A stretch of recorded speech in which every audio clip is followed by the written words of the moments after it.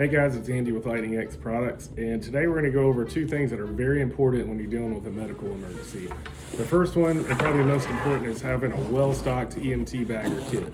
This is our LXMB 25. It comes with over 240 medical supplies, including med pods. So all of your supplies are well organized when you need them. You don't have to fumble for anything.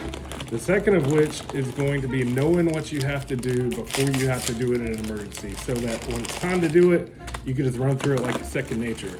So today we're going to be dealing with a laceration on my forehead. We're going to show you how to wrap it and deal with that. Okay, first of all, what you're going to do is apply direct pressure to the wound. Okay, I think you got it. And the second thing we're going to do is our kits come with conforming stretch gauze. You're going to start wrapping this around the wound, making sure you're covering up the wound.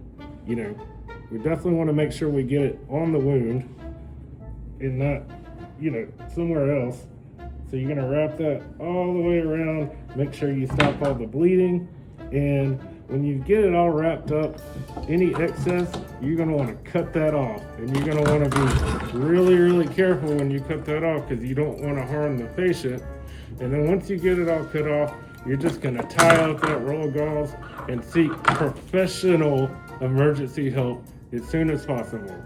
So guys, thank you for watching our demonstration of how to deal with a wound. The next time you're looking for a kit, go to gearbags.com and check out our wide selection of gear bags and first aid kits. Stay safe out there, guys.